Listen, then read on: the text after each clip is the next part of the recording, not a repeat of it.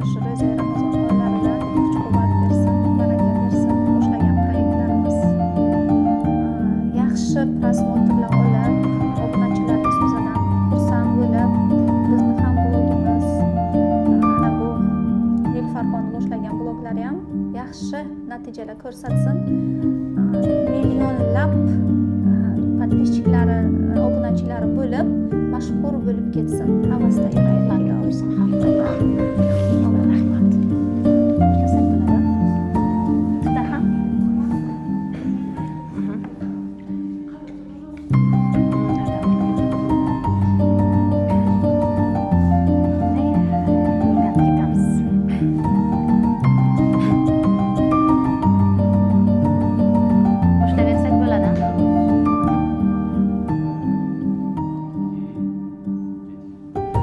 inson hayotida shunday lahzalar bo'ladiki, bir og'iz so'z bilan uni yana qayta oyoqqa turg'izish yoki bir og'iz so'z bilan uni tirik murdaga aylantirish mumkin. Ha, so'z bu san'at, so'z bu qudrat, so'z bu adabiyot. Assalomu alaykum aziz tinglovchim. Bugun mulohazada biz ancha vaqt kutgan ustozimiz pedagog Choleva. Assalomu alaykum ustoz. Assalomu alaykum. Kattakon rahmat avvalambor taklifimizga rozilik berganligingiz uchun. Bugun mulohazada bizni kuzatadigan barcha kuzatuvchilar sizning 15 yillik faoliyatingiz, undan tashqari ta'lim va albatta adabiyotga qo'shayotgan hissangiz, ya'ni ustoz sifatida juda qiziqishadi va sizdan ancha narsa olish umidida bugun oldingizga tashrif buyurdik. Va albatta so'zimni boshida adabiyotdan boshladim fikrlarimni.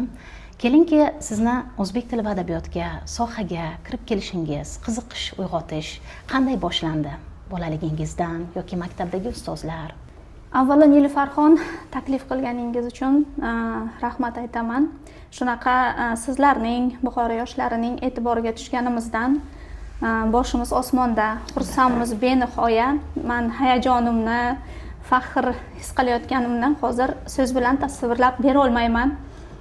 Albatta bu darajagacha yetguncha oson mehnat ketmadi. Endi albatta hamma narsada xayr bor va yillar davomida buni tushunib yetyapman. Nima demoqchimanki, yoshlikda ustozlikka bo'lgan mehrni, ustozlikka bo'lgan e'tiborimizni yoki qobiliyatimizni ustozlarimiz anglashgan ekan. Bir yil simda ham aytgandim. Kichkina 8-sinf o'quvchisiman o'zim. Ona tili adabiyotdan chuqurlashtirilgan sinfimiz. Ustozimiz Nigora Qo'chayeva, Yaxshiva ustozimizning Alloh rahmatiga olgan bo'lsin, shogirdlari bizga darsga kiradilar. Juda faol sinfimiz. Kelgan mehmon, o'sha komissiyalar bizda bo'ladi doim. Shundan boshlangan ona tili adabiyotga mehrim va ustozimni meni tashkilotchiligim, tadbirlarda boshlovchilik qobiliyatim yoki she'rga mehrim, inshoni yozishga savodimni o'zgachaligi e'tiborga tortgan menimcha o'zim bilmagan holatda o'shiga shogird bo'lib qoldim. Shu Nigora Qo'chayeva ustozimizga.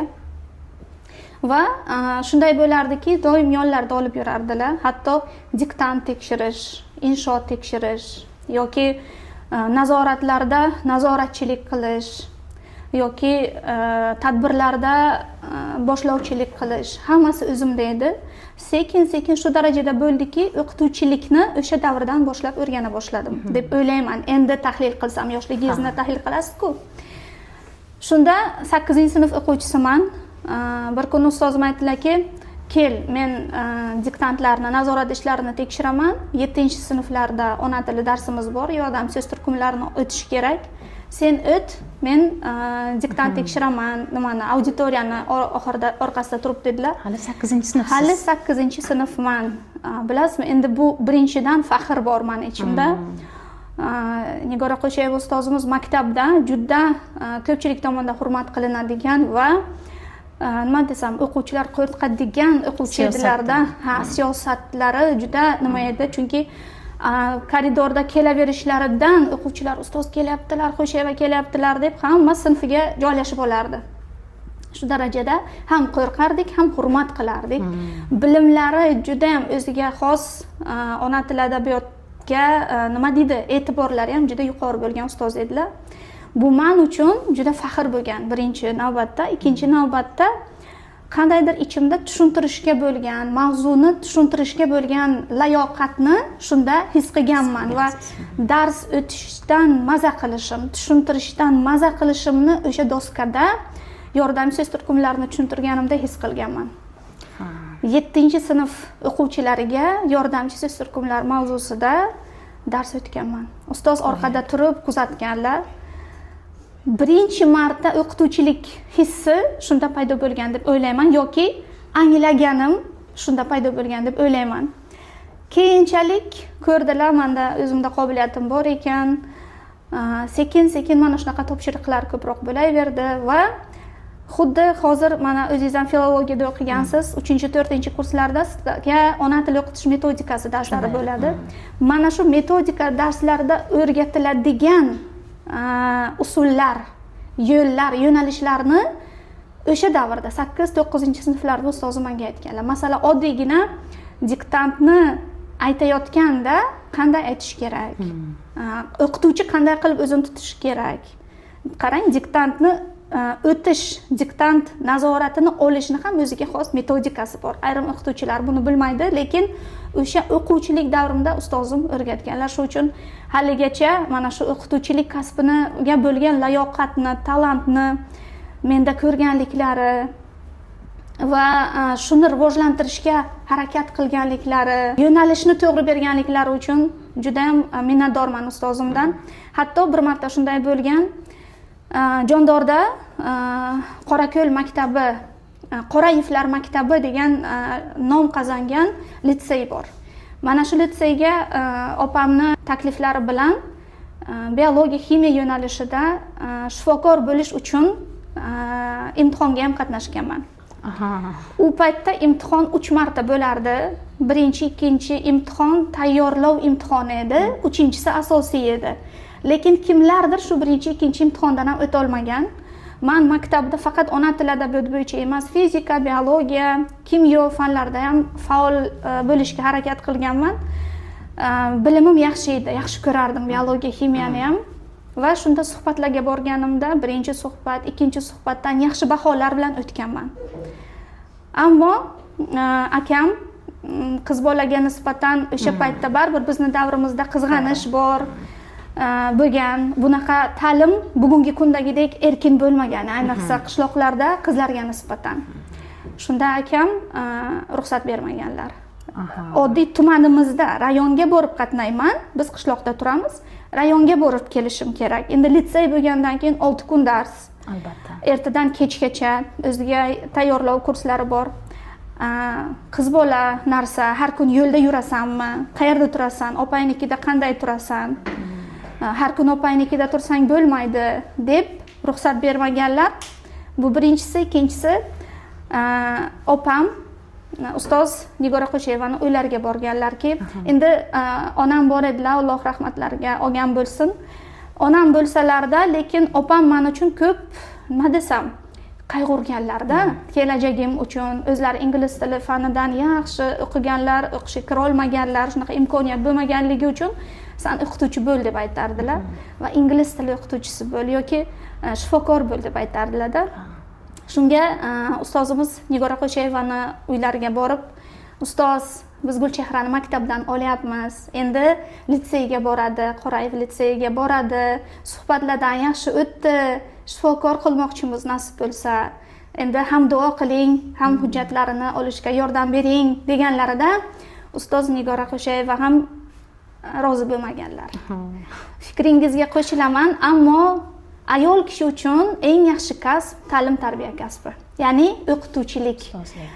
Kelajakda turmushga chiqadi. Baribir bizda onalarimiz nimaga oila bekasilikka tarbiyalaydilar-ku. Ustoz bo'lsa yaxshi, shu kasb yarashadi unga. Unga shunaqa talant bor deb u kishi ham norozi bo'lganlar.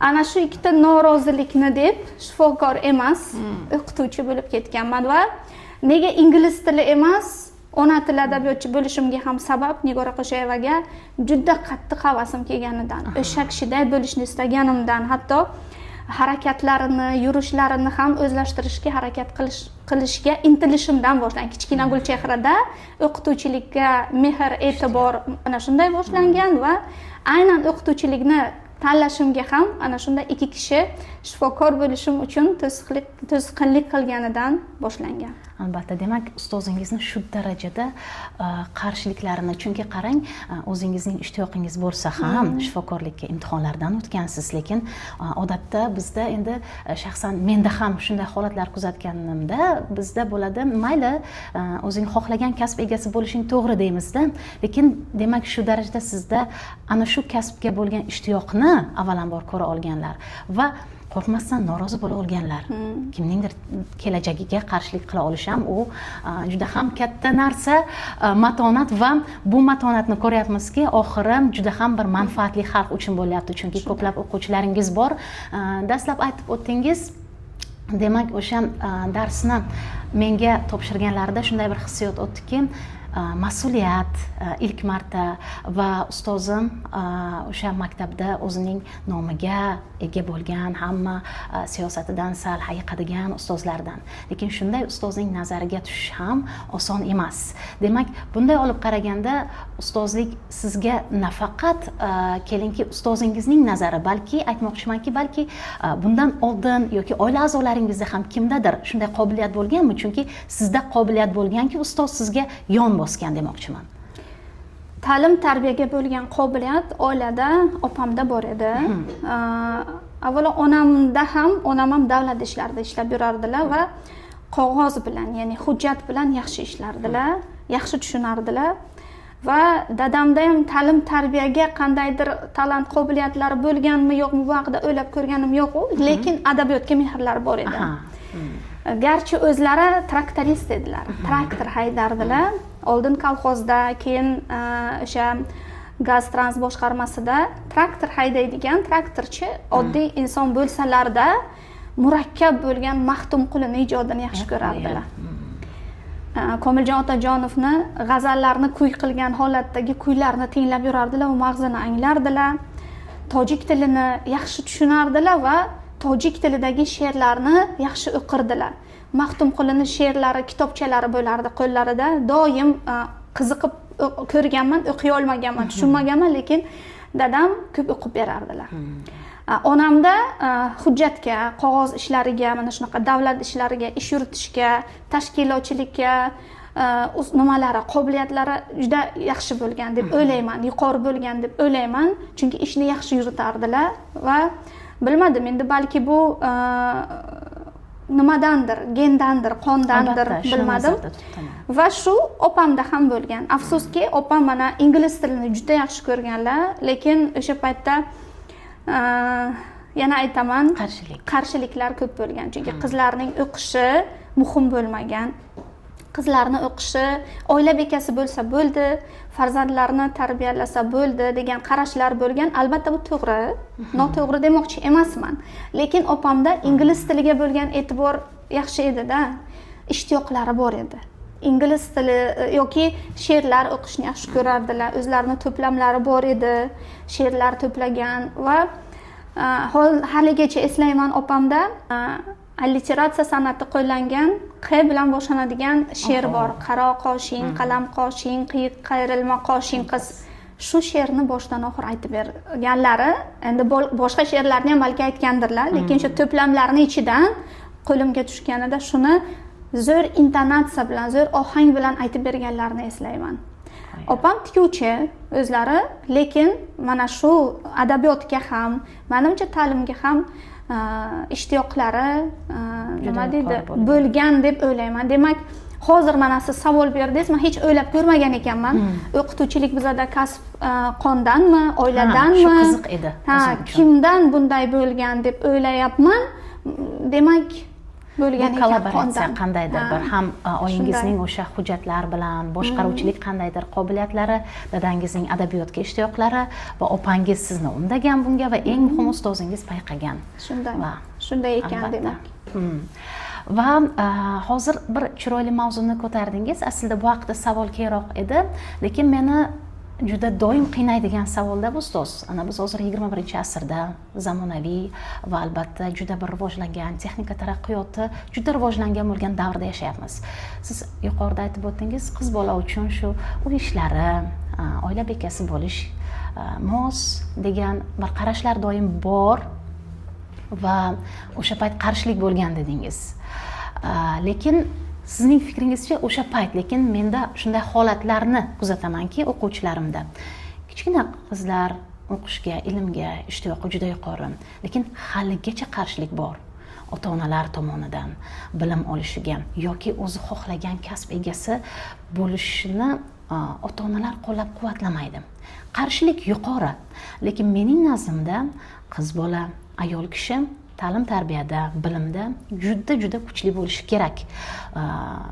Xohlasa u qaysidir kasb egasi bo'lsin yoki yo'q, lekin eng muhimi qiz bola o'qishi kerak degan fikrda doim qolaman. Ana shu qarshilikni biz jamiyatda qanday yenga olamiz? Siz qanday kurasha oldingiz? Savolim juda og'riqli qaysidir ma'noda, chunki akangizning qarshiliklarini aytayotganda sizda qanday bir hissiyotlar o'tdi, kurashganingiz balki, chunki shu darajagacha kelguncha qarshiliksiz bo'lmaydi. Albatta katta narsalarni bosib o'tganingiz ko'zingizdan bilindi. Keling o'sha qarshilik haqida gapiring. Biz nimalar qila olamiz? Qanday yengishimiz mumkin bu narsani jamiyatda? Va sizdagi qanday bo'lgan?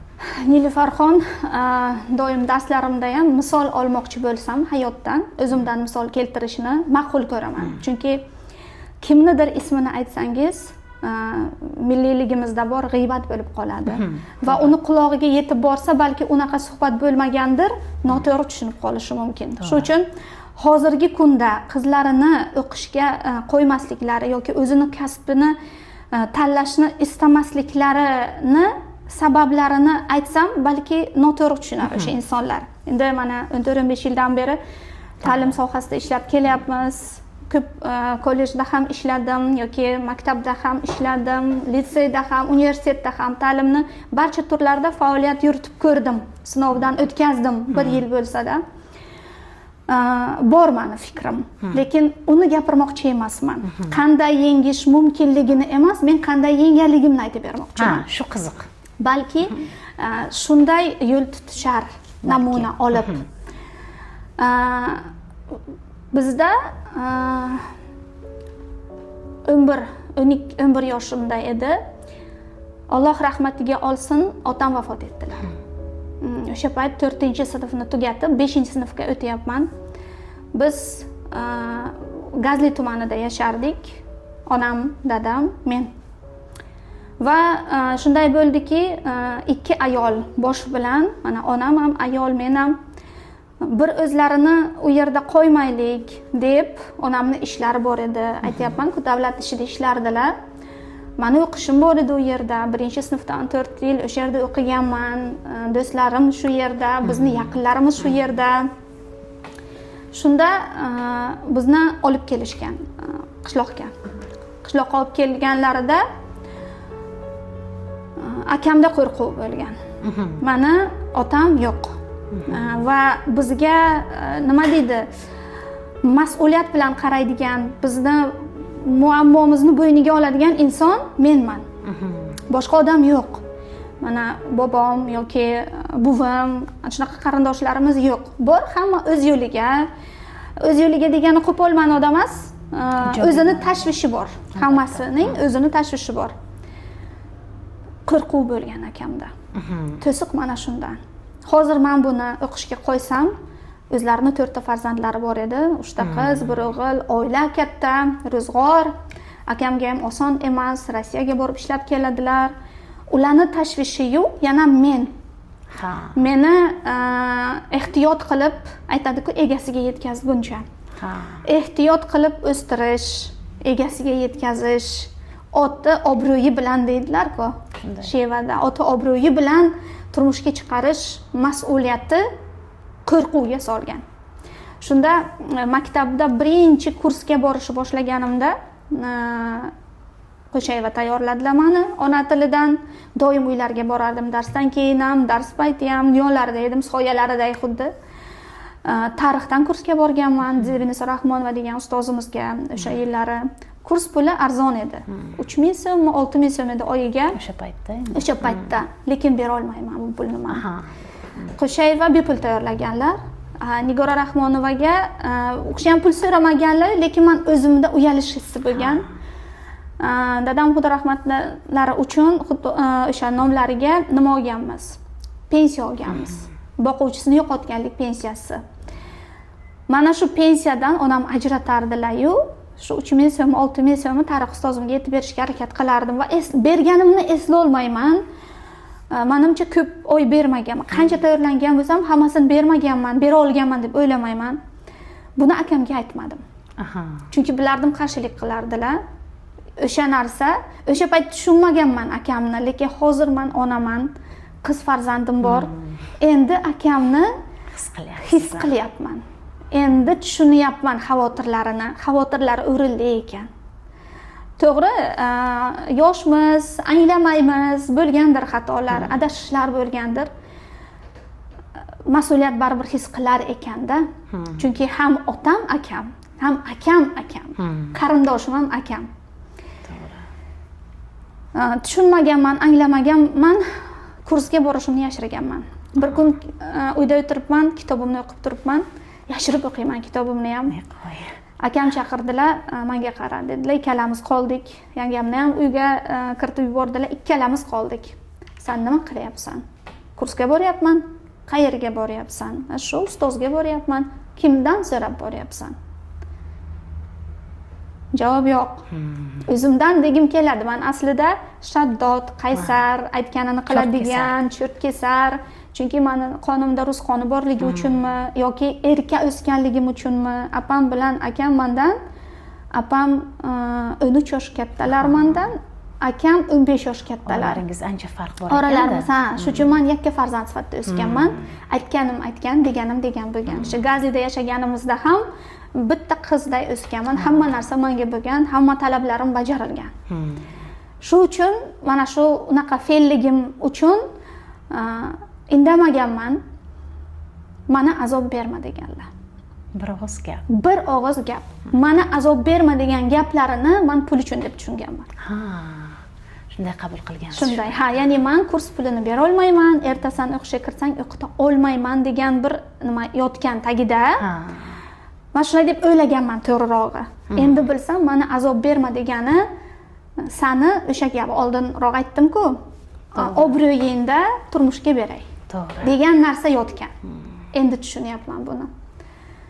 Men dedim, sizga og'irim tegmaydi. Men o'qiyman. Men o'qiyman, orzuyimga yetishaman. Bilasizmi, o'qish men uchun mana otamdan ayrildim.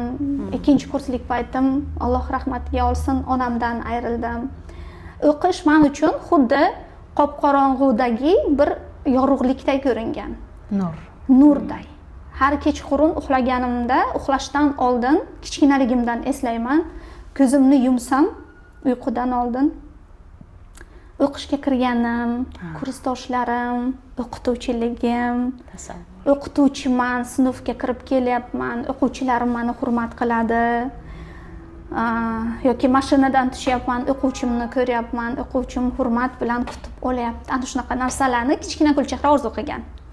Shu uchun aytganmanki, aka, men sizga og'irligim tushmaydi.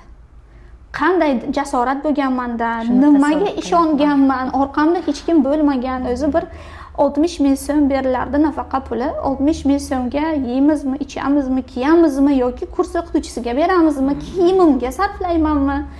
Uni bilmayman. Va o'qituvchim meni bepul o'qitadilarmi, yo'qmi, uni ham bilmayman. Lekin shu jasorat bo'lgan. Ana shu qaysarligim uchun va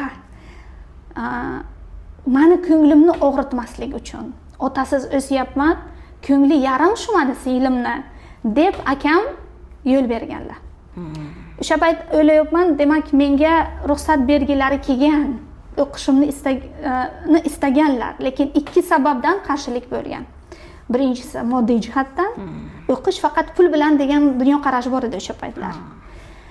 Pulli o'qishga kiritishlar bo'lardi. Va ikkinchisi meni taqdirim uchun, qiz bolaligim sha'nimni asray olishim uchun qo'rquv bo'lgan. Endi anglayman. lekin o'sha paytda mana shunday qaysarlik bilan o'qishni boshlaganman va yana yengan narsam, agar menga ustozlarim yordam berishmasa, moddiy jihatdan birinchidan, ikkinchidan to'g'ri yo'nalish berilmasa, maslahat berilmasa, men o'qiy olmasdim. Birinchi boshladilar Nigora Qo'shayeva, bepul tayyorladilar, yo'nalish berdilar va kunlarning birida yonlariga chaqirib, "Men endi senga o'ta olmayman. Seni xohlasang ustozimga olib boraman" dedilar. Ustozim shaharda. Onamga kelib maslahat qildim, bilaman akamga aytsam baribir qarshilik qiladi. Onamga kelib maslahat qildim. Onam ham otasiz Gulchehra, ko'ngli agar shunga xursand bo'ladigan bo'lsa, mayli deb rozi bo'lganlar-yu, bir balo qilaman, Yo'lkroyni shahargacha borib kelishingni ko'tarishga harakat qilaman deganlar-yu, meni xafa qilmaslik uchun rozi bo'lganlar. Imkoniyat bo'lmasa-da, keyin Qo'shayeva Yaxshiyev ustozni oldilariga olib keldi. Sizning ham mening ham ustozimiz, rahmatli ustoz. Rahmatli ustoz, Alloh rahmatiga olgan bo'lsin. Doim yangi guruh ochganimizda, haligacha yangi ish boshlaganimda yo ovoz chiqarib bo'lsa-da, yo bo'lmasa ichimda bo'lsa-da, birinchi u kishiga tilovat, duolar qilaman, keyin shu darsimni boshlayman. Haligacha tushlarimda ko'raman ustozni. Ana shunday qilib Yaxshiyevaga kelganman. Yaxshiyevaga kelganimdan keyin repetitorlikka havasim keyin uyg'ongan. Dars berishga havasim bo'lgan, lekin repetitor bo'lish, Yaxshiyevada ustoz bo'lish, o'quvchilarim ko'p bo'lishiga havas keyin uyg'ongan. Va bu yo'lda yana qanday yengib o'tgansiz? Va bu yo'lda meni erkinlikka undagan kishi opam. Opangiz. O kishini ham Alloh rahmat qilsin. Opam yosh ketdilar. O'zlarining 3 ta farzandlari bor. Qaynona, qaynota hech qayerda ishlamaydilar, tikuvchi, uyni tikishini qiladilar. Moddiy jihatdan zo'r emaslar, mustaqil pul topmaydilar, lekin orttirgan pullarini men shaharga Yaxshiyevaga qatnayman. Talabim bor, kiyinishni istayman, yosh qizman, yeyishni istayman. O'sha payt telefon endi kirib kelyapti, telefonga pul tashashim kerak. Ana shunaqa xarajatlarimni opam ko'targanlar. Bir kun eslayman, oldilariga borganimda menga pul kerak. Farzandlari ham kelyapti, kitob pulini berar ekansiz, maktabdan so'radi. Maktab ketyapti, kitob pulini berishlari kerak, lekin bolalarga bermay menga berganlarini eslayman. Va doim aytganlar, Gulcher deb chaqirardilar, Gulcher. Nima bo'lganda ham yaxshi ye. Yeyishingdan pulni ayama. Chunki agar oshqozoniga nimadir kirsa, kallang ishlaydi. Va hech kimga bo'yin egma. Istaganingni qil. Lekin tartib doirasidan chiqmasin. O'qi. O'qi. Singlim, o'qi. O'qigin, o'zingni ishingga ega bo'lgin, erkin bo'l. Shu erkinlikka da'vat qilgan, meni ruhan ham, ma'nan ham, moddiy jihatdan ham ta'minlab turgan opam. Kichkinagina pullari bilan bo'lsa ham, oilada qarshilikka uchrasalar ham qo'llab turgan opam. Kuniga 3 marta telefon qilib ham. Bu oilada. Endi Qo'shayevani katta xizmatlari menda iqtidorni sezib, yo'nalishni berib, Yaxshiyeva ustozga ketib qo'yganlari bo'lsa, bilasizmi, Yaxshiyevada 3 yil tayyorlanganman, 2,5 yil. Bir so'm olmaganlar, bepul tayyorlaganlar ustoz. Rahmatlik ustoz. Rahmatlik. Shuncha o'quvchilari bor. Ilk repetitorlar Buxorodagi, respublikada hamma taniydi. Shunday bo'lsa ham menga ishonganlar, bepul tayyorlaganlar. Bundan tashqari mana moddiy to'siq-ku endi bu. Moddiy to'siq ana shunday yengilgan. Begona odamlar yordam qilgan. Yoki ustoz Ahmadov, hali ham borlar, tarixdan, ona tilidan kurs o'tadilar o'zimizni tumanda. U kishi ham birinchi kursga 2009-yili o'qishga topshirdim. Yiqildim o'qishdan. Boshqa omillar sabab ta'lim tizimidagi o'sha davrdagi to'siqlar sababli o'qishdan yiqildim. Bilimim yomon emas edi. 36 talik testdan 30 ta test ishlaganman, ona tilidan, tarix, ingliz tilidan ham yomon emasdik. ammo yiqildim. Yiqilganimdan keyin endi akamga yana qarshilik qila olmayman, chunki o'zimni ko'rsata olmadim-ku. Endi juda og'ir vaziyat. Juda og'ir vaziyat. Endi onamga qarshilik qila olmayman. Qarshilik emas, onamga azob bera olmayman. Chunki onam mana pensiyam kesilgandan keyin bilasiz 17-18 yoshlarda уже pensiya berilmaydi. Kollejda tarbiyachi bo'lib ishlaydilar yotoqxonasida. Qanchadir oylik oladilar. Oyliklari lekin bizga baribir uchma-uch yetmaydi ko'p ham. Endi yana kursga boraman deb u kishini azob bera olmayman. Shuni angladim va kursga bormadim. Kursga bormadim. O'sha payt Paynet tizimi, Paynet xonalar rivojlandi. Paynetga ishga kirdim, kompyuterni o'rgandim. Oylik ola boshladim. Bir kun o'tiribman, Ahmadov domlam Paynetga kirib keldilar. Cho'llik qiz deb chaqirardilar-da. Cho'liva, cho'llik qiz deb chaqirardilar hazil qilib. Paynet ko'chani boshida ham bor, lekin siznikiga keldim. Nima uchun? Sizga aytadigan gapim bor. Bu yoqqa keling dedilar. Men endi stolning orqasida o'tiribman, bu yoqqa chaqiryaptilar. O'tiring. Siz o'qishingiz kerak. Paynet ana bu programmalar, dasturlar abadiy emas. Bularni kelajagi yo'q. Sizda qobiliyat bor. O'qing dedilar. Ustoz dedim. Shu uchun keldim siz yoningizga dedilar. Ustoz, men o'qiyman, lekin kursga sizga berishga pulim yo'q dedim. Ochiq oydin. Ochiq oydin. Ha yo'q edi-da. Kim sizdan pul so'radi dedilar. Men sizdan pul so'raganim yo'q, siz o'qing. Men sizga ko'p narsa o'rgata olmayman. Men sizni nazorat qilib berib bilaman, savol javob qilaman. Ona tildan bilimingiz o'zingizga yetarli. Takrorlaysiz. Chunki tayyor bo'lgansiz. Tayyor bo'lganman, ha. Tarixdan savol javob qilishga yordam beraman dedilar. Shu bilan yana qaytib tayyorlanganman va grant asosida o'qishga qabul qilinganman. To'siqlar ana shunday yengilgan. Demak, umumlashtiradigan bo'lsak, to'siq qanday yengiladi? Yani qiz bola o'qimoqchi. Qanday yengiladi? Birinchidan kuchli xohish, kuchli intilish. Maqsading bor, orzuying bor, hech narsaga qaramasdan intilish kerak, harakat kerak. Hozirgilar ular uchun kimdir qilib berishni xohlaydi. Yo'q. Tayyor. Ha, tayyor bo'lsin, hozir bo'lsin. Yo'q. Sizni kimi siz xohlayapsizmi? Avvalo siz ishonishingiz kerak. Abayni nasihatlar kitobida shunaqa bir nima bor-ku, o'zingni aytgan gapingga, o'zingni qiladigan ishingga o'zing ishonmasang, qanday qilib birovni ishontirasan? O'zingiz ishonishingiz kerak maqsadiga. Demak, men maqsadimga ishonganman, orzuyimga erishishimga ishonganman. Harakat qilganman, o'qishdan to'xtamaganman, tinimsiz o'qiganman. Hatto Xudo rahmati onam, "Bolam, qizim buncha kitobni qo'ymading, qo'y kitobni, keman bilan biroz suhbatlash" deganlarda ham qizg'angan ekanman-da. Endi afsuslanaman. Endi yosh bolani dunyoqarashi shunaqa bo'lganda, bor alamimni, otamga bo'lgan sog'inchimni, hayotga bo'lgan nima deydi, o'sha paytdagi alamzadaligimni kitobdan olishga harakat qilgan ekanman deb o'ylayman. Hech narsa to'siq bo'lmagan bu. Shu uchun hech narsa to'siq bo'lmagan deb o'ylayman. Va begonalarning yordami.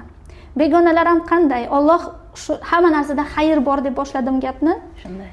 Demak, u ustozlarni, u insonlarni menga yo'liqtirishda Alloh sabab, yo'liqtirgan bekorga yo'liqtirmagan.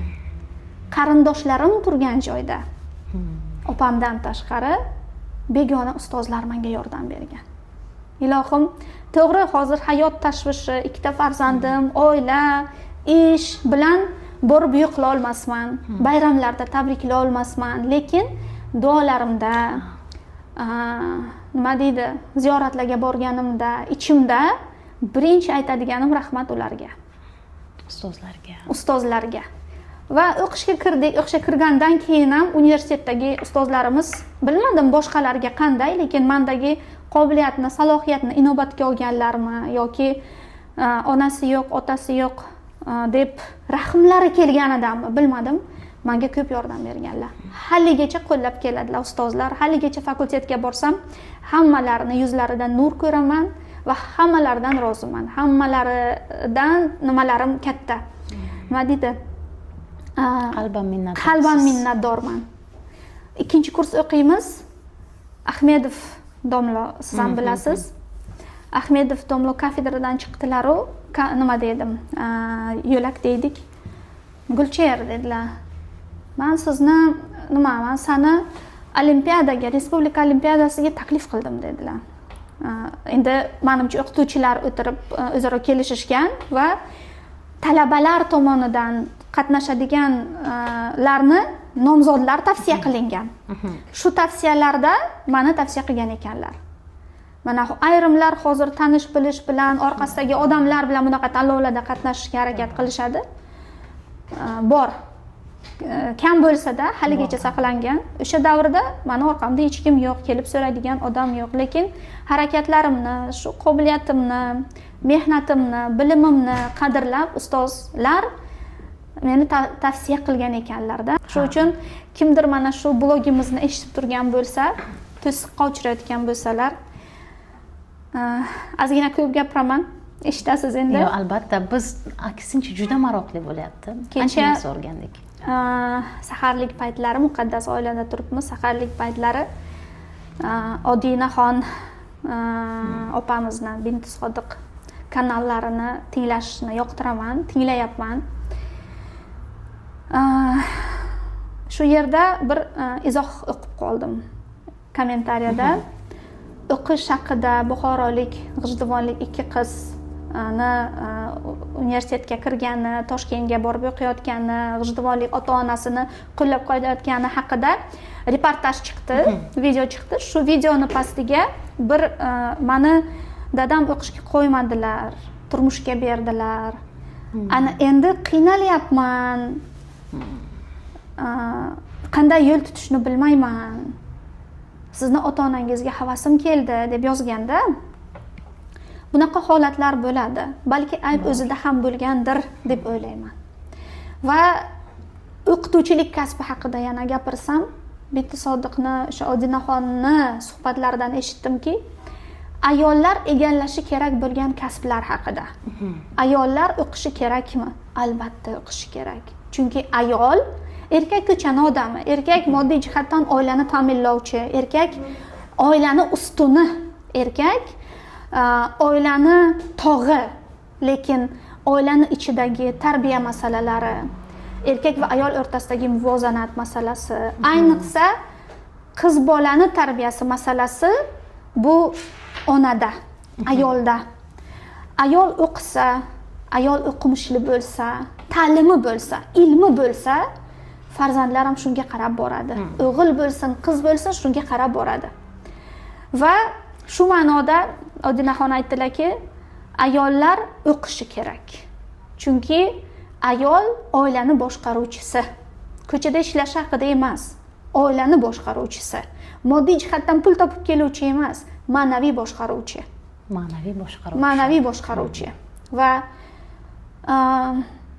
ayollar qaysi kasblarni egallashi kerak? Avvalo ta'lim tarbiya kasbini. U balki Alloh unga farzand bermagandir. Farzandsiz ayollarimiz bordir. Farzandi yo'qdir, lekin ayol borki, hammasida onalikka bo'lgan nima deydi? Iqtidori bo'ladi. Hammasi onalik qonida bor bularni. Chunki bizani o'sha payg'ambarlarimiz qizlaridan kelgan bu narsa. Qonimizda bor onalik. Farzandni begonasi bo'lmaydi. Xoh o'zini farzandini bo'lsin, xoh boshqani farzandini bo'lsin, ta'lim tarbiya berishi kerak ayol. Birinchi egallashi kerak bo'lgan kasb ta'lim tarbiya kasbi. Boshqa kasblar ham bor, lekin asosiysi shu dedilar. Mana ular behudaga gapirmasa kerak deb o'ylayman. Bizdan ko'ra ko'proq diniy ilmlarni, dunyoviy ilmlarni ham hatto olimalik darajasida o'rganib kelyaptilar. Shu uchun mayli o'qituvchilikmi, bugungi kunda ayollarga mos bo'lgan boshqa kasblarmi, ayollarni nazokatini ga mos bo'lgan, ularni nazokatini buzib qo'ymaydigan kasblar haqida gapiriladi. Kasbni sohibi bo'lish kerak. Kasbni sohibi bo'lish uchun albatta o'qishi kerak. Ta'lim tarbiya bo'yicha ayniqsa. Ta'lim tarbiya bo'yicha ayniqsa. Hozir suhbatda juda ahamiyat berdim. O'sha shu darajagacha kelishingiz, umuman har bitta bosib o'tgan yo'lingizda albatta boshqalarning ham hissasi katta, ustozlarimiz, opangiz va eng muhim bir narsani aytib o'tdingizda, lekin urg'u bermadingiz. Ya'ni o'sha o'zingizning ichki o'sha katta xohishingiz va har tunda shu tasavvurlarimga yetishish hissi juda yuqori bo'lgani dedingiz va aynan o'sha izohlarda qizning fikrini o'qiganda aytdingizki, o'zi ham sababchi, ya'niki o'zi ham balki kurashmagan degan ma'noda aytdingiz, menimcha to'g'rimi? Ya'niki insonda hozir misol uchun menda ko'p bo'ladi bunday holatlar, yosh qizlar ham, o'zim tengi qizlar ham doim aytishadi, juda ham yaxshi, senga o'zing xohlagan kasbda faoliyat yurityapsan, ota-onang ruxsat beradi va hokazo va hokazo. Lekin sizning asl haqiqatingizda, misolingizda hozir ko'rdimki, haqiqatdan inson o'zi zabardast bo'lib turishi shart ekan, demak, qanaqa qarshiliklarga duch kelmasin, orzusiga ishonishi kerak. Albatta. Hozir motivatorlar ko'p. Motivatorlarning suhbatlarini eshitsangiz, maqsad qo'yish maktab darsliklariga ham kiritilibdi shu. Bejizga paydo bo'lmayapti-da. Hozir yoshlarimiz maqsadlari aniq emas. Yoki xohlaydilar, maqsad bor, ammo uni yo'lida bo'ladigan azoblarni chekishni istamaydilar. Oson bo'lsin.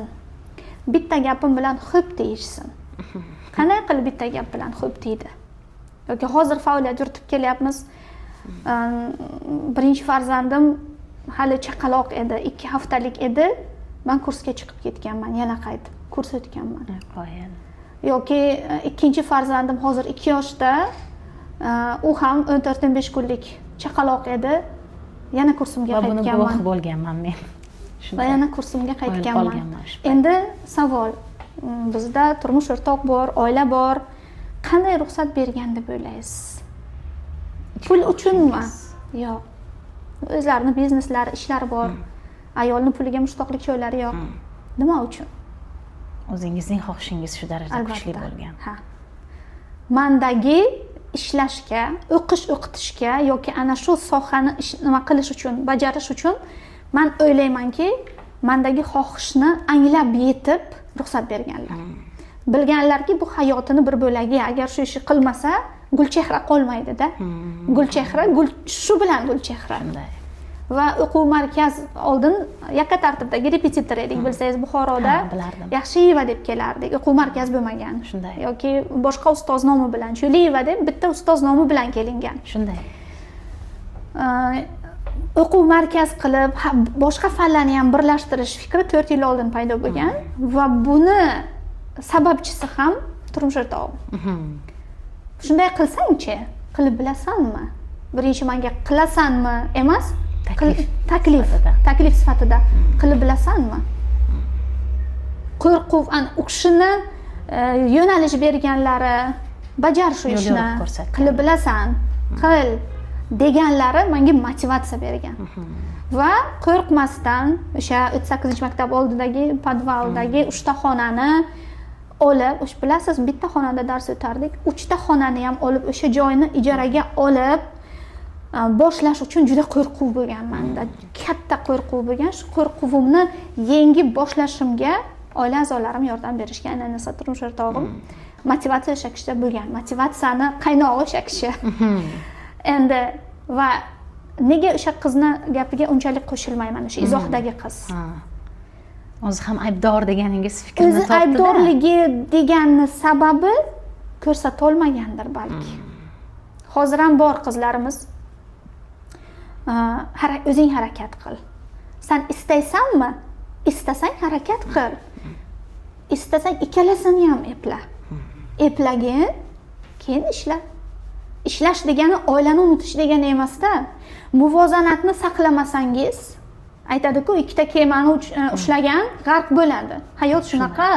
Hayotda ham, ayniqsa ayol kishida, erkak kishida bo'lmasligi mumkin, lekin ayol kishida oila bilan ish muvozanatini saqlamasa, biri buziladi.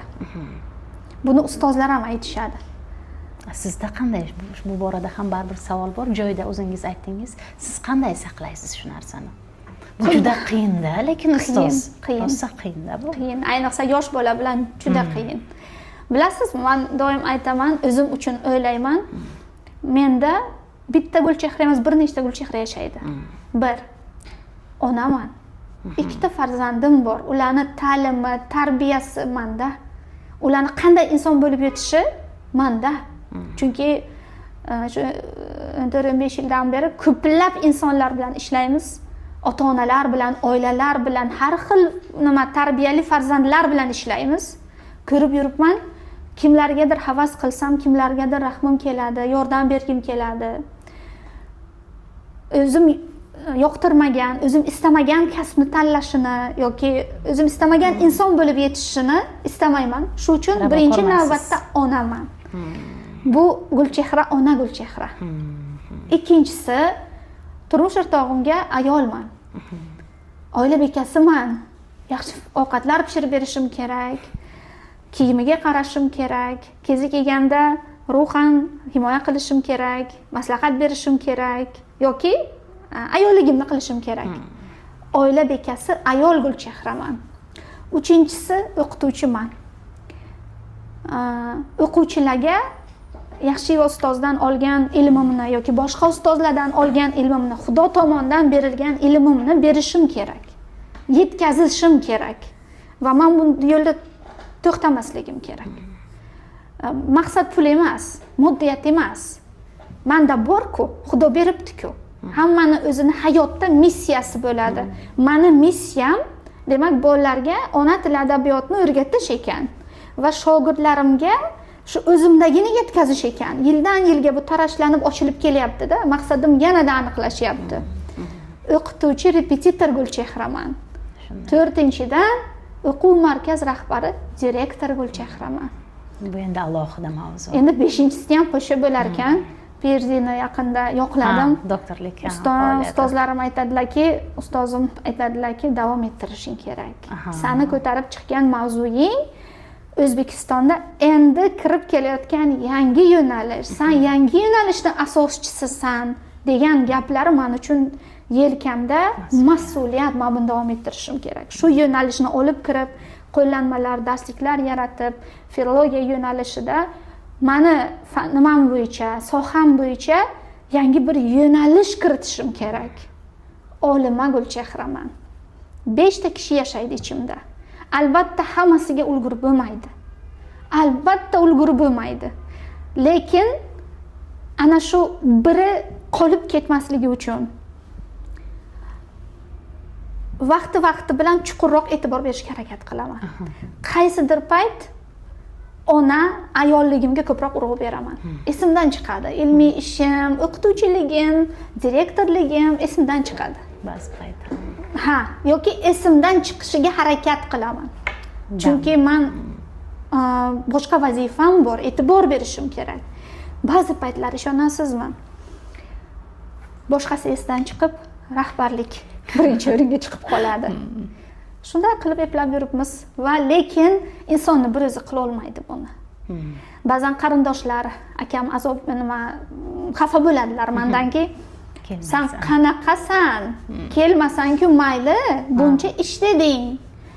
Bir telefon qilib hol so'ramaysan yoki jiyanlarim, opam xudo rahmatini farzandlari, men ular uchun qaysidir ma'noda onaman, onalikni eplay olmayapman ularga, lekin o'zimni ayblayman bu uchun. Xolaman, ammaman, 7 nafar jiyanim bor. Hammasi zabardast. Dod desam, ular keladigan, yordam beradigan ular. Alloh bizni 3tagina farzand qilib yetkazgan bo'lsa-da, ulardan 7 ta farzand bor-da, 7 ta jiyanim, meni 7 ta ustunim. Kezi kelganda ularni bo'ladi-ku, qizlar orasida opasiday ko'radi. Xola, amma emas, opaday ko'radi. Amma yoki xola desa o'zim ham xafa bo'laman. Chunki singlim bo'lsa yaxshi-da, singlingiz bo'lsa. Qaysidir ma'noda telefon qilib oilasidagi muammosini aytib mendan maslahat olmoqchi bo'ladi. Telefon qilgan paytda ko'tara olmaydigan paytim bor. O'sha vaqtimni qizg'anadigan paytim bor. Bu masalada ko'p o'zimni ayblayman. Ana shunaqa paytlarda charchab ketaman o'zimdan. Buncha san hamma narsaga harakat qilasan. Moddiyatparastmisan yoki deb o'zim bilan o'zim kurashadigan paytlarim bor. Yo'q, aslida unaqa emas. Ichimda bir taskinim bor o'zimga nisbatan. Qiyin, lekin yaqinlar yordam beradi. Jiyanlarim telefon qiladi, ko'tarmadimmi tushunadi. Menga mehmonga kelmoqchi, telefon qiladi. Appa, bugun darsingiz yo'qmi? Onlayn darsingiz yo'qmi? Bugun borsak bo'ladimi? Charchagan emasmisiz? Siz bezovta qilib qo'ymaymizmi? So'rab keyin keladi. Yoki akam ham tushunishga harakat qiladilar. Va oilada ham turmush o'rtog'im ko'rdilar, men ishmi, yaqinda vebinarlar qildik, kechgacha 10gacha qolib ketdik. Har qanday odam tushunmaydi, tushunishga harakat qiladilar. Demak, birinchidan yana shu narsa, insonni o'zida bo'lish kerak harakat. Menlik emas, lekin bu harakat bo'lish kerak. Va sevish ham kerak menimcha. Ko'zlaringizdan, gaplaringizdan bilinish shu qadar shu 5 ta vazifa bo'lsa ham har birida yashaysiz va yaxshi ko'rasiz. Kerak hammasi. Gulchehra uchun hammasi kerak. Gulchehra hammasini, hattoki mukammal bo'lmas balki. Balki o'quv markazimizda minglab o'quvchi yo'qdir. Balki undan biri bordir. Lekin biz ilm beramiz, shundan faxrlanaman. Bizni o'quv markazimiz kichkina bo'lsa-da, kamida 15 nafar nima deydi, ishchi oilasiga olib boryapti. Rizq ulashyapmiz. 15 tagina kishini bo'lsam, ishlik qildim. Siz uchun bu kichik raqam, lekin aslida endi o'zingiz yuqorida aytganingizdek, kichkina Gulchehraning aslida orzusi emasmi bu? Men orzularimda yashayapman. Ha, shundayda. Siz lekin hozir buni kichkina deyapsiz-da. Men orzular endi ko'plab takliflar taqqoslaganda. Endi baribir istaysizmi yo'qmi taqqoslaysiz. Ha, rivojlanish uchun. Rivojlanish uchun. Ha. Va taqqoslayotganlarim eng qiziq ayollar emas-da. Ha. Buni ham inobatga olish kerak lekin. Eng qizig'i taqqoslayotganlarim respublika bo'yicha ham, Buxoroda ham ayollar emas, erkaklar. Bilaman. Mana lavozimda o'tirgan, ha, shunaqa. Bor, shu ayol boshim bilan eplayapsan-ku deyishadi ba'zan. Eshitaman shu gaplarni. To'g'ri, lekin bundan ham ko'proq qilish mumkin. Endi boriga shukr. Demak, o'zingizda ko'rasiz shu narsani. Ha. Demak, birinchi navbatda harakat, insonni o'zidagi xohish. Ana shu 5 tasini muvozanatda saqlashga harakat. Chetga qo'yib ketmasin. Qaysi biridandir voz kechmaslik. Yo'q. Qaysi biridandir voz kechmaslik kerak. Lekin hammasiga vaqti bilan, reja bilan, tartib bilan vaqt ajratish kerak. Masalan, shanba kuni men oilama Gulchehraman. O'zimga o'zim shunaqa shart qo'yganman. Men hech bo'lmasa, ertalab shu 10 dan 12 ga qadar 2 soat bo'lsa-da, men dissertatsiyam ustida ishlashim kerak. Ishimni davom ettirishim kerak. Ustozim mavzu beribdilarmi? Shu yo'nalish menda ekanmi, respublikada birinchi marta qilyapmanmi, buni tashlab qo'ymasligim kerak. Buni mas'uliyat bu. Xafa qilmasligim kerak. Ustozimni ham, buni ham tashlab qo'ymasligim kerak. Yoki yakshanba kuni men onaman, ayolman. Yakshanba kuni harakat qilaman maksimal tarzda bolalarimga vaqt ajratishga. Oilaga demak. Oilaga vaqt ajratishga. Demak, birinchi navbatda odamni o'zini xohishi, harakat faqat o'sha maqsadga erishishda emas, muvozanatda saqlashga harakat. Kerakli gap bo'ldi. Muvozanatda saqlashga harakat. Va ikkinchidan yaqinlar ko'magi. Yaqinlar sizni tushunishi kerak-da. Xafa bo'lmasdan tushunishi kerak. Shunday yaqinlarning ham boriga shukr aslida. Albatta. Inson yaqinlarsiz hech kim. O'quv markazida ham aytaman. O'qituvchilar bilan suhbatlashsak, yordamchi shogirdlar bilan, sizlar bilan pinekil. Yakka o'zi cho'lik va pinekil qila olmaydi. Cho'lik va deb kelmasinlar pinekilga. Malika deb kelsinlar, Sarinoz deb kelsinlar, Asli ustoz deb kelsinlar. Pinekil deb kelsinlar. Nomimiz shunday chiqsin. Mashina yoki oddiy velosiped ham nimalar bilan ishlaydi? Nima deydi? Qurilmalari. Qismlari bilan ishlaydi. Bitta qismchasi vint deydimi endi? shu uyachasi ishlamasa harakatlanmaydi. Biz ham bir tizimmiz. Va bilasizmi? Ramzan olganda hayot ham shunaqa. Hayot ham mana shunaqa qismlardan iborat. Insonni hayoti ham shunaqa. Mana siz Nilufar o'zingizni yakka holda Nilufar deb tasavvur qilasizmi? Aslo imkoni yo'q bu Narsani imkoni yo'q. To'g'ri. Gulchehra ham yoki oddiy boshqa falonchi ham yakka o'zi falonchi emas. Atrofidagi odamlari bilan falonchi. Gulchehra atrofidagi yaqinlari bilan Gulchehra. Agar shu bo'lmaganda, begona bo'lsin, qarindosh bo'lsin, turmush o'rtoq, rafiqa bo'lsin, farzand bo'lsin, o'shalar bilan Gulchehra. Hammasini o'rni bor. Bu sistema. Birgalikda ishlaydi. Har bir oila va har biriga o'zingizning kuchli xohishingiz taslim bo'lmayotganligingiz bilan va yaqinlar ko'magi bilan yetib kelyapsiz. Juda go'zal javob bo'ldi. Va bizda juda ham bir ta'limga taalluqli savollar bor ustoz.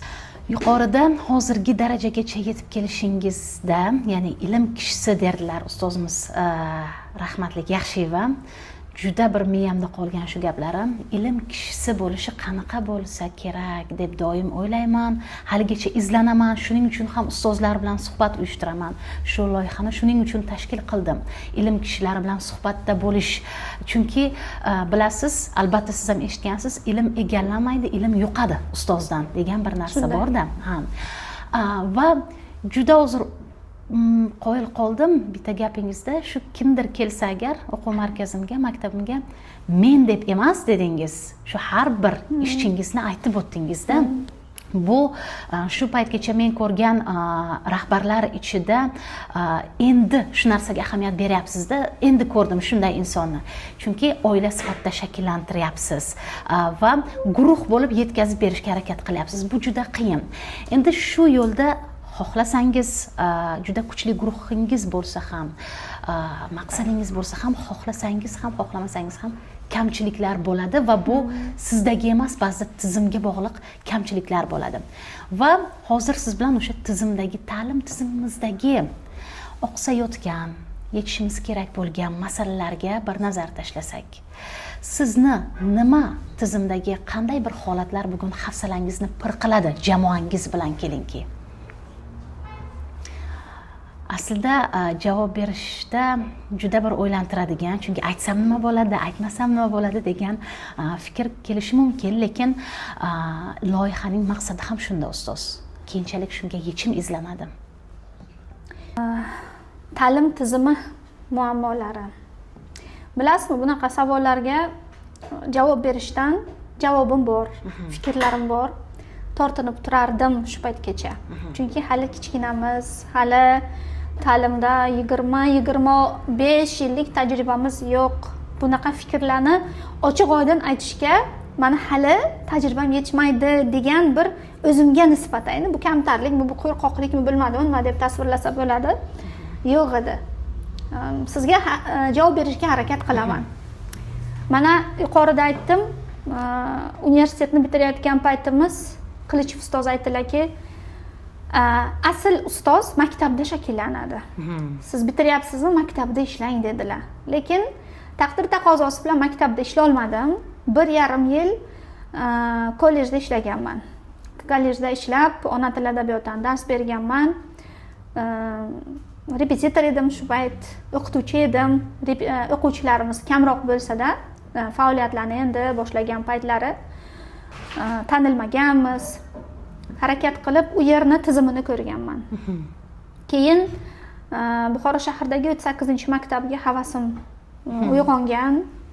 Do'stimning taklifi bilan u yerda ishlaganman va asl o'qituvchi bo'lib shu yerda shakllanganman. Mani o'qituvchi bo'lishimga, asl shakllanishimga, zamonning talabiga moslashishimga o'sha yerni muhiti katta saboq bo'lgan. Demak, maktab muhiti. Maktab muhiti saboq bo'lgan. Ayniqsa o'sha maktab. Chunki direktor juda ham talabchan edi. Mayda-chuyda nima deydi? Image masalasi. O'qituvchini kiyinishi, oyoq kiyimi, o'zini tutishidan boshlab dars o'tishigacha. Keyin ilmiy ish qilaman deb litseyga ishga kirdim. 1 yil litseyda ishladim. keyin yana ilmiy ishimni davom ettiraman, mustaqil tadqiqotchi bo'laman, shuning uchun universitet bilan aloqam bo'lishi kerak deb universitetda ishladim. Keyin mana doktoranturaga o'qishga kirganimizdan keyin mustaqil ishimni qilaverdim-u, repetitorlikka ko'proq urg'u berdim. Va mana shu ta'limning mana shu turlarini ko'rgan ustoz sifatida, tajribam 10 yildan oshiq ustoz sifatida endi bir ta'lim tizimimizdagi kamchiliklarni aytadigan bo'lsam, avvalo shulardan boshlayman, keyin o'quv markazimga qaytamiz. Birinchi kamchilik ustozlar tizim desak, ustozlarimizdan ko'proq hisobotlar, raqamlar talab qilishadi. Ustozlar 45 daqiqa darsini o'tsinmi yoki hujjatlarini to'ldirsinmi? Byurokratiya.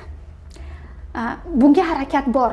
Lekin harakat bor, ancha kamaytirildi. O'zbekistonimiz bunga harakat qilyapti. Oddiygina biz 3-4 varaqli konspektlar yozardik darsga tayyorlanish uchun.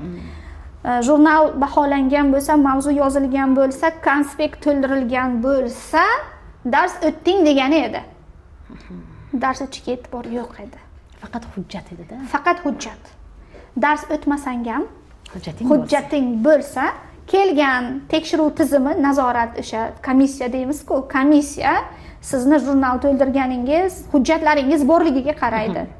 Darsga kiray, orqasida o'tiray, o'qituvchini qanaqa dars berishini ko'ray, o'qituvchini bilimini sinay yoki qobiliyatini sinay, maktabdagi o'quvchisini sinay, bilimi qanaqa yo'q edi. Hozir tuzalyapti. Mana CSB deydi, bular bo'layotgani yoki 2030-yildan boshlab bo'ladigan katta o'zgarishlar bor. Reja qilinyapti. O'sha 11-sinf yakunidagi davlat imtihonlari bilan o'qishga kirish imtihonlari bitta bo'ladi. O'quvchi kirib imtihonni bajaradi va imtihon natijasiga ko'ra maktabni bitirgan bahosi va o'qishga kirgan kirmaganligi aniq bo'ladi. Mana bu tizim, o'qituvchilarimizni attestatsiya tizimi, milliy sertifikatlar tizimi, kasbiy salohiyatni baholaydigan sertifikatlarni berilishi yoki yil o'qituvchisiga ham qatnashganmiz. Yil o'qituvchisida hozir birinchi o'rinda kasbiy mahoratni qo'yilganligi, bu tizimni o'sha oldingi va mavjud bo'lgan, hozir ham ora-chorada ko'rinib turadigan og'riqli nuqtalarini yengishga harakat qilyapti. Yoki byurokratiya yo'qolishga raqamlashtirish tizimi orqali yordam beryapti. Masalan, endi konspektlar tayyor elektron tarzda beriladi xalq ta'limi tomonidan yoki jurnal qanday yuritiladi hozir aynan bilmayman, lekin kundalik.com tizimini joriy qilinganligi bu ta'limdagi raqamlashtirish. Ta'limdagi raqamlashtirish ustozlarimizning byurokratiyaga majbur bo'layotganliklarini oldini olyapti. Buni endi plus sifatida ko'ryapsiz? Plus sifatida ko'ryapmiz. Qarang, minuslari bor edi, minuslari tuzalishga harakat qilyapti. Nihoyat. Va yana bitta kamchilik bor. Nega Yevropa ta'limiga havas qilamiz? Yevropa ta'limini hammasiga havas qilib bo'lmaydi. Bitta narsasi bor. Faqat bolani mustaqil fikrlashga o'rgatishimiz kerak. Ilmni berish emas, agar ustozlarimiz tizimni ichida faoliyat yuritib nima qilayotgan haqiqiy ustoz maktab ustozi. Shunday. Mana repetitor ham ustozdir, lekin haqiqiy jon qo'yib bor poydevor bilimni qo'yayotgan maktab ustozlari. Maktab ustozlari bugungi kunda faqat ilm berishga emas, o'quvchini mustaqil fikrlashga, olgan ilmlarini amalda qo'llashga o'rgatishsa, motivatsiya berishsa, ruhiyat berishsa va maqsad qo'yishga o'rgatishsa, yanada tizimimiz yaxshilanadi. Mana shularni tuzatish kerak. Ya'ni o'qituvchilarimiz texnologiya bilan birgalikda texnologiyani bilishlari shart, zarur. Chunki hozirgi yoshlarimiz texnologiyasiz o'zini tasavvur qila olmaydi, hayotini tasavvur qila olmaydi. Demak, o'qituvchi texnologiyalarni zo'r bilgan holatda yangiliklarga ochiq bo'lib va bizga raqamlashtirish tizimi berayotgan yoki respublikamiz ta'lim tizimiga berayotgan imkoniyatlardan to'g'ri foydalangan holatda o'quvchini ko'proq mustaqil fikrlashga, olgan bilimlarini masalan ona tilidan kelib chiqadigan bo'lsa, kerak emas otni qoidasini bilish. Lekin nutqlarida otni to'g'ri ishlatib bilishlari, gap yozayotganlarida, maqola yozayotganlarida, esse, insho yozayotganlarida otni to'g'ri, kerakli o'rinda ishlatib bilishni ustozlar o'rgatishlari kerak. Shunda tizimning o'sha faqat hisob kitoblarga, faqat qog'ozbozlikka, nima deydi, yondashadigan raqamlarga faqat yondashib sifatni raqam bilan baholaydigan tizim kamchiliklari tuzaladi. Endi o'quv markaz doirasida aytadigan bo'lsam, o'quv markazlar juda yaxshi faoliyat yuritadi. Bugungi kunda mana Toshkent misolida emas, Buxoro viloyati misolida aytadigan bo'lsak, o'quv markaz bizda endi avj olyapti, endi rivojlanyapti. Ammo kamchilik bor. Kamchilik qanday? Yosh ustozlarni ko'proq olishadi va yosh ustozlar ularda bilim o'rta doirada yoki yaxshi bo'lsa ham metodika yo'q. Pedagogik, demak, salohiyat nazarda tutyapsiz. Va pedagogika yo'q. Bilimli o'qituvchi va pedagog bu ikkita narsa emas, ammo uyg'un bo'lishi kerak. Yoshlarimiz kelyapti ishga, bizga har yili ish so'rab keladilar. Ona tildan dars bersam maylimi? Yoki turk tilidan ustozlikka qabul qilasizmi? Yoki oddiy administratorlikka ishga qabul qilasizmi deb yozadiganlar, keladiganlar ko'p. Hammani ham ishga olavermaysiz yoki kelganlarini ham qaysidir qobiliyati bo'lsa, qaysidir yo'q. Oddiygina texnikani bilishmaydi. Texnikadan foydalanishni bilishmaydi. Hozirgi yoshlar uchun bu katta narsa. Va ta'lim tizimimiz raqamlashyapti-ku, undan ayro emas-da. Ammo texnikaga qul bo'lib qolishimiz ham kerak degani emas. Me'yor. Texnikadan yordamchi sifatida foydalanishimiz kerak. Yordamchimiz bo'lishi kerak. Ammo biz boshqaruvchi, biz birinchi o'rinda turishimiz kerak. Demak, texnikasiz, texnologiyalarni bilmaydigan ustoz emas. Istaysizmi, yo'qmi, agar shunaqa ustozni olsangiz, ta'lim tizimimizdagi o'sha kichkinagina o'quv markaz misolida ham sifat samaradorlik buzilishiga olib keladi. Bu ham sifatni tushishiga olib keladi. Chunki o'quvchilarimiz bugungi kunda ta'lim olish usullari o'zgaryapti. Endi doskada ko'rib yoki o'qituvchi faqat gapirib bergan narsasini qiziqmaydi bolalar. Kecha bitta reels ko'rib qoldim. Bugungi kunda bolani diqqati masalasi. Oldingi bolalarga qaraganda bugungi kunda bola keling 45 daqiqa dars o'tasizmi, 80 daqiqa, 2 soat dars o'tasizmi? Faqat 6-7 daqiqagina sizni eshitar ekan. Diqqat bilan qarang. 6-7 daqiqa eshitar ekan. Demak, o'qituvchilarimiz bo'lajak yangi endi boshlagan o'qituvchilarimiz monoton, ya'ni doimiy gapiradigan, bir xil gapiradigan ma'ruza tizimini o'zgartirishi kerak. Metodlarini, dars berish usullarini o'zgartirishlari kerak. Bunga nima yordam beradi? Texnika yordam beradi. Interaktiv doskalarimiz bor, proyektorlar bor, televizorlar bor. Hozir hamma narsa o'qituvchiga yordamchi. Darsni bir xil ma'ruza asosida o'tmaslik kerak. Bu uchun texnika bilimi kerakmi? Texnikani bilmasa, oddiygina interaktiv doskalardan foydalanishni bir marta o'rgatasiz.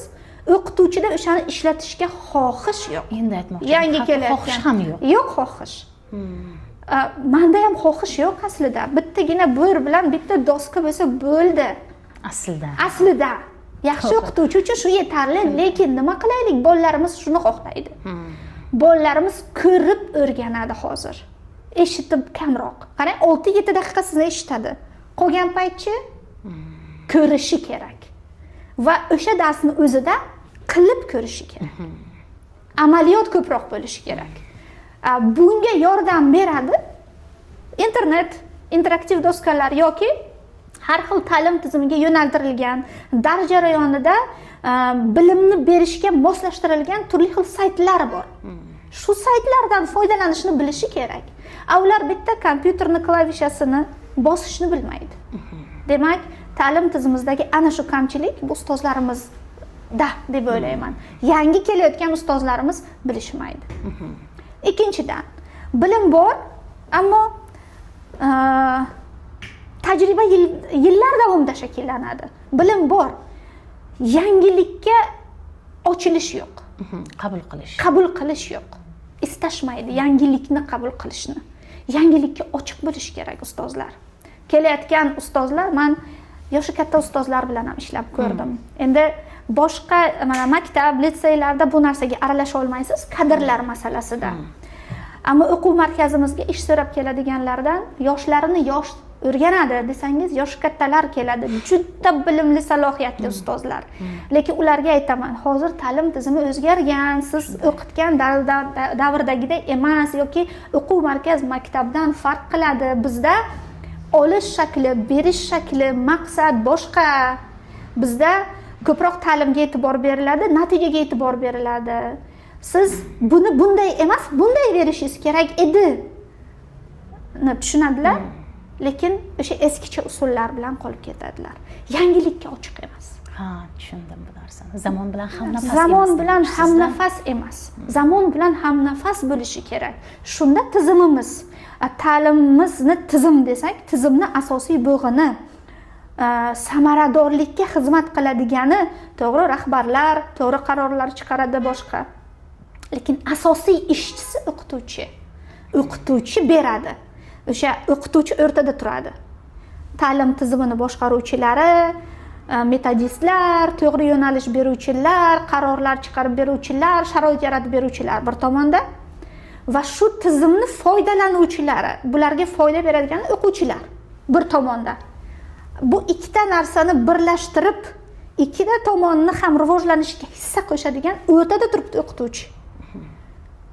Zo'r imkoniyatlar yaratilyapti hozir. Kechagina prezidentimiz tomonidan olib borilgan selektorda Zoomer alfa avlodlarimiz uchun yaxshi imkoniyatlar yaratilyapti.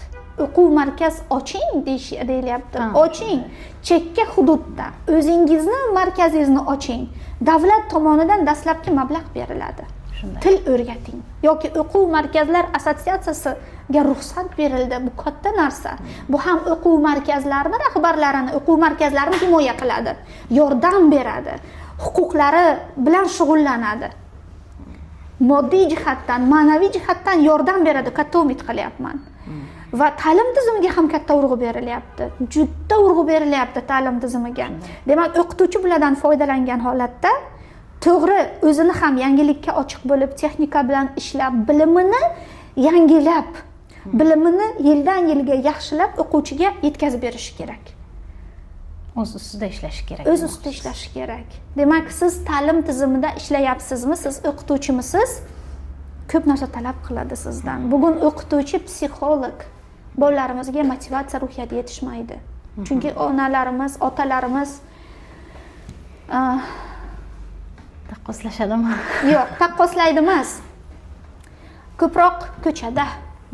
Bola bilan ishlashni o'rniga ko'proq ko'chada. E'tibor kuchli emas. E'tibor kuchli emas. Bola bilan suhbat kam. O'zimda ham ba'zan shu muammoni bilib turgan holatda o'zimda ham shu narsani his qilaman. Qizim yaqinda 1-sinfga boradi. Men bilan suhbatlashishga mushtoq. Men unga e'tibor berishimga mushtoq. Ko'proq suhbatlashsam, u bilan o'qisam, endi o'qishni o'rganyapti, u bilan o'qisam, zo'r deb tursam, maslahat bersam, fikrini eshitsam, demak kutadi shuni. Kutadi. Demak, bolalar shuni kutadi. Bu narsa hayot tashvishi deb, bugungi kundagi moddiyat deb, uy olaylik, mashina olaylik, chiroyli yashaylik, dabdabali to'ylar qilaylik deb ota-onalarimiz, farzandlarimiz yaxshi o'qisin, yaxshi kurslarga borsin, qimmat kursga borsa, ularning ham niyati yomon emas. Lekin bu tashvishlar bilan farzandga e'tibor kamayib qolyapti. Natijada bolalarimizda ham texnikaning rivoji ham ularga ta'siri bor. Natijada bolalarimizda motivatsiya so'nyapti. Demak, o'qituvchi shu chala qolgan joyini faqat ta'lim berib emas-da, tarbiya berib ham, ruhiyat berib ham ko'tarib berish kerak. Biz ota-onalarga yordamchimiz. O'qitib beramiz va plus tarbiyalashga yordam berib yuboramiz. O'qituvchi mas'uliyati bor ekan. Ham psixolog o'qituvchi, ham o'qituvchi, tarbiyachi o'qituvchi, hamma narsa o'qituvchi. Bugungi kunda yana bitta o'qituvchilarimizdagi shundan kelib chiqib aytganda kamchilik bu birovni farzandini o'zini farzandidek ko'rmaydi. O'zining farzandidek ko'rmaydi. Ha. Bilimsiz emas ular. Bilimli ustozlarimiz o'zini farzandidek ko'rmaydi. Ya'ni men darsimni beryapman-ku, olsin-da, o'qisin-da. Ha, to'g'ri. Unday bo'lmaydi-da. Yoki men darsimga vaqtli keldim-ku, kelsin-da. Hozir faqat urib, faqat jazolab o'qitib bo'lmaydi. Oldin edi u, qo'rqqandan o'qirdik, baho uchun o'qirdik. Hozir unday emas-da. Hozir bola natijani tez bo'lishini xohlaydi va natijaga faqat intiladi. U qanday bo'ladi bilmaydi, lekin natijaga intiladi. O'qimasa ham natija bo'lsin. O'qimay kelsa ham testni yaxshi yechib bilsin. Ota-onalar ham shunday sabrsiz deb o'ylayman. Ota-onalar ham hozir sabrsiz, ha. Ota-onalar ham bolani ruhiyati bilan ishlaydiganlar ota-onalar ko'p. Otalar, onalar keladi, havasim keladi va qaysidir ma'noda o'rganaman. Farzandimga men ham shuni qilishim kerak deb. Lekin ayrim ota-onalar faqat natija xohlaydi. Qilib bering bo'ldi deyishadi-da menga. Shunday. Faqat natija xohlashadi. Ya'ni ularning nazarida kursga to'lov qilishyapti, bolalarni yuborishyapti, bo'ldi. Bu bilan bo'lmaydi yoki mo'jiza kutishadi-da 2-3 oyda. Yoki natija xohlaydilar. Boladan faqat natijalarni so'raydilar. Unday emas-da, natija emas, natijaga boradigan yo'lni so'rash kerak. Bolam, sen nima yetishmayapti senga? Tushunmayapsanmi? Ustozni fikrlashi senga to'g'ri kelmayaptimi? Balki ovozini tushunmassan. Bola individual-ku. To'g'ri. O'qituvchi esa bolani individual imkoniyatlarini, individual xususiyatlarini aniqlab olib, hammasiga mos bilim berishga harakat qilish kerak. Ya'ni bilim bir, ilm bir, ammo berish usulini, shaklini har xil qilish kerak. Qaysidir bola yaxshi gapirsang, xursand bo'ladi va yaxshi gapirganingiz uchun keyingi dars o'qib keladi. Qaysidir bola urushmasang o'qimaydi. To'g'ri. Shu uchun mana tizimimiz, savol tizim-ku, ta'lim tizimidagi kamchiliklar. Ta'lim tizimida kamchiliklar bordir, ammo ta'lim tizimimizdagi kamchiliklarni yanada yaxshilash uchun o'qituvchilar yordamchi deb o'ylayman va siz ta'lim tizimiga kiryapsizmi, o'qituvchi bo'lyapsizmi, bularga e'tibor berish kerak. Hozirgi kundagi o'qituvchilar, shunda prezidentimiz, davlat rahbarimiz tomonidan olib borilayotgan siyosatlar, yordam, xalq ta'limi yoki o'sha boshqa vazirliklar tomonidan olib borilgan islohotlar, yangiliklar o'z samarasini beradi. Samarasini berishi uchun tizimimiz yaxshi ishlashi uchun asosiy bo'lgan o'qituvchilar yaxshi ishlashi kerak va ota-onalar bilan hamkorlikda.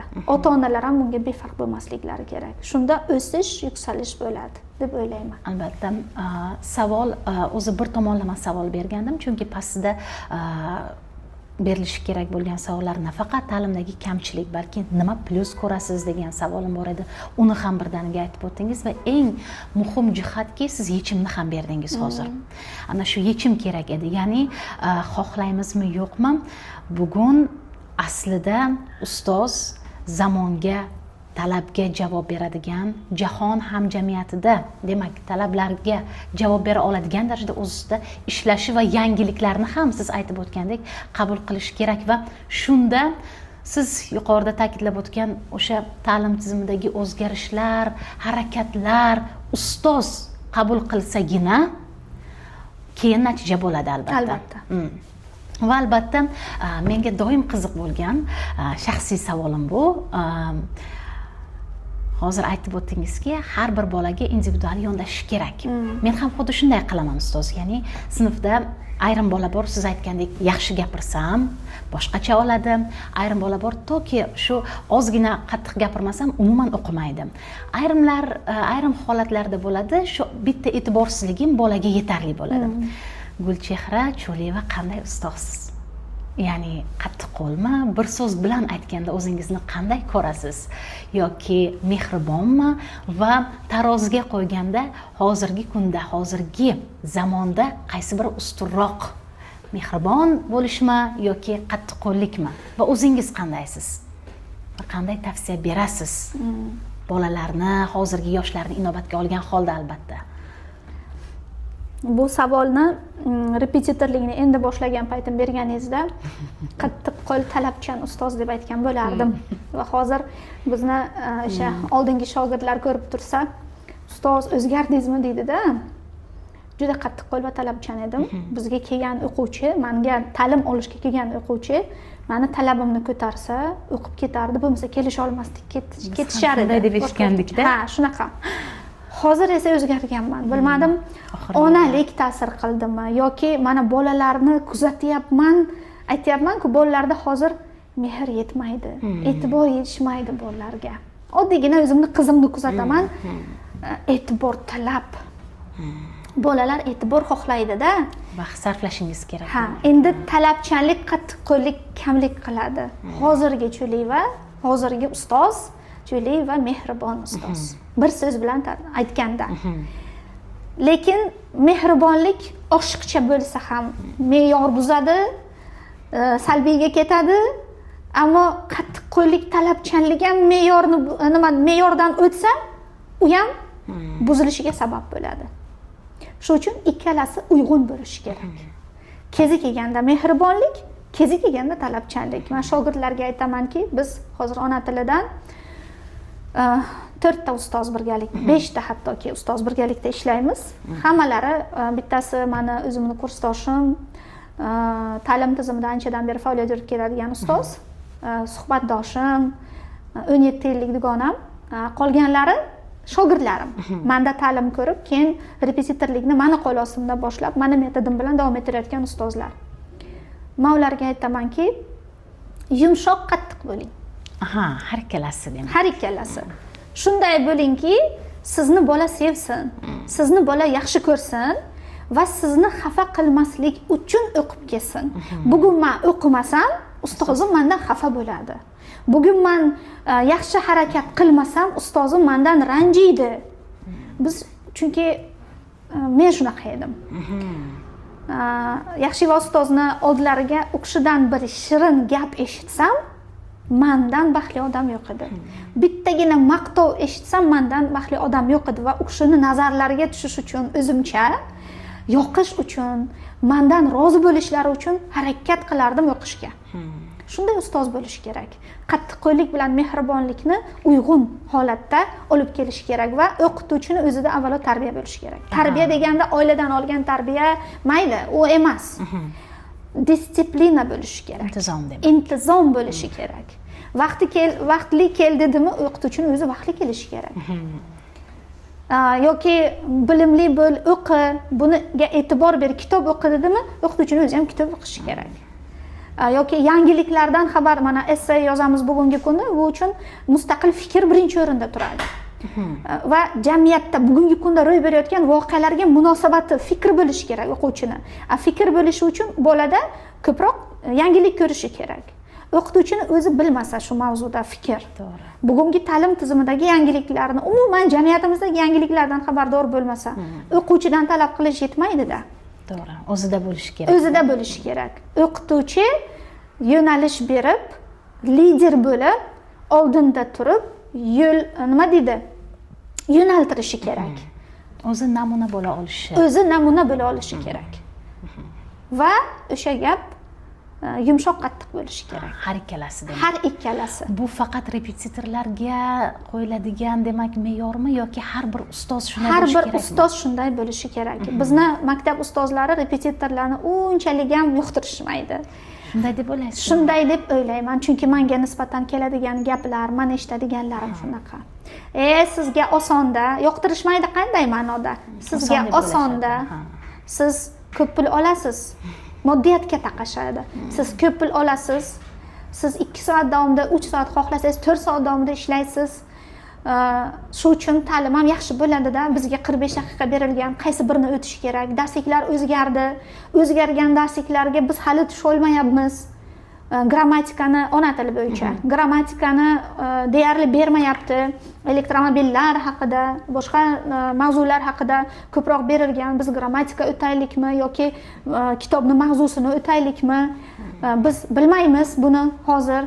Oylik kam, qog'ozbozlik bilan band bo'laylikmi yoki attestatsiya bilan band bo'laylikmi, milliy sertifikat bilan band bo'laylikmi yoki darsimizni o'taylikmi? Albatta siz erkindasiz, sizga xo'jayin yo'q, vaqt taqsimotiga amal qilishingiz kerak emas va bola sizni istab boradi-da degan bir talablar qo'yishadi-da, kamchiliklar aytishadi.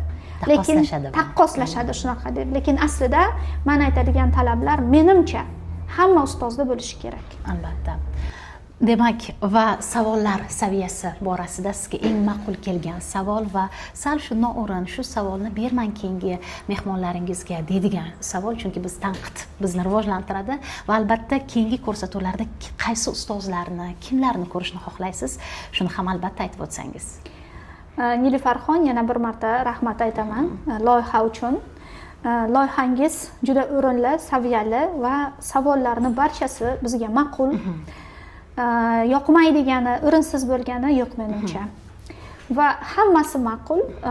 Shundan eng yaxshisi bu, men o'ylaymanki, zamonaviy o'qituvchi qanday bo'lishi kerak? O'qituvchiga qo'yilgan talablar, bugungi o'qituvchi kim?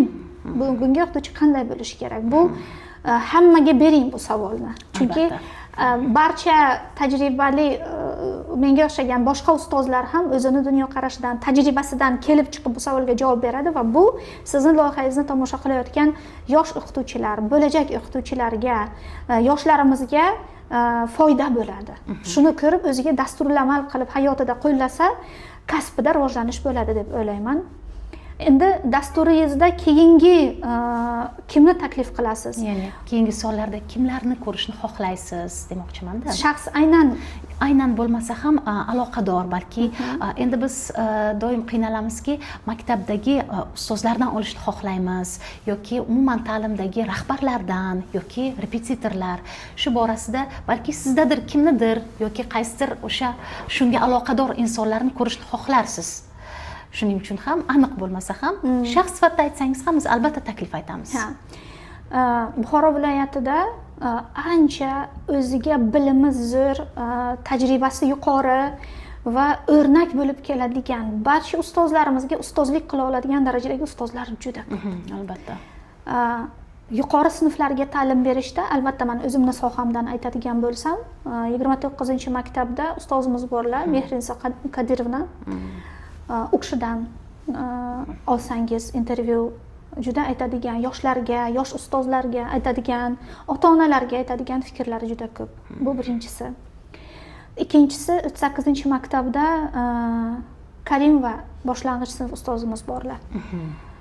Faoliyatlari, tajribalari juda yuqori va juda yaxshi fikrlari bor deb o'ylayman. Ta'lim, tarbiya sohasida fikr ayta oladilar deyman. O'quv markaz borasida aytadigan bo'lsangiz, juda yaxshi harakat qilayotgan, o'sishga, intilishga, taklif hozir bozorda ingliz tilini o'qitish bo'yicha respublikada ham, Buxoro viloyatida ham taklif ko'p. Talab ham ko'p, taklif ham ko'p. Repetitorman degan, o'quv markazi degan. O'quv markazlari borasida PDSL o'quv markazining rahbari borlar, Gulruh Eshonqulova. U kishini ham dunyo qarashlari juda yaxshi ustoz. U kishini ham taklif qilsangiz yaxshi bo'ladi deb o'ylayman. Endi sanayman desam juda ko'p. Chunki bizni Buxoromiz, Buxoro-yi Sharif deb bekorga aytilmagan ilm o'chog'i. Bizda bunday ustozlar juda ko'p. Albatta, barchasini inobatga olamiz, hurmatli kuzatuvchilar, va albatta ustoz, sizga kattakon rahmat. Qimmatli vaqtingizni bizning loyihamizga ajratdingiz. Biz umid qilamiz va shu yo'lda xizmatdamiz. Qaysiki xalq uchun manfaatli bo'lsin. Ta'limda o'zgarishlar va yana ham rivojlanishlar bo'lishi uchun nafaqat demak o'sha ustozlar, balki ana bunday loyihalar katta hissa qo'shadi degan niyatda qilyapmiz va shunga hissangizni qo'shganingiz uchun kattakon rahmat ustoz. Va shuni aytib qolamanki, hurmatli kuzatuvchim, mulohaza bu nafaqat hayotiy nuqtai nazardan, inson hayoti uchun eng muhim bo'lgan jihat bu ilm. Ana shu ilm nuqtai nazaridan biz ilm kishilarini taklif qilar ekanmiz. Umid qilamizki, bu sizning hayotingizning qaysidir qismida katta burilish yasaydi va shunga umid qilamiz. Bizni tinglaganingiz uchun katta rahmat. Salomat bo'ling, mulohazada qoling.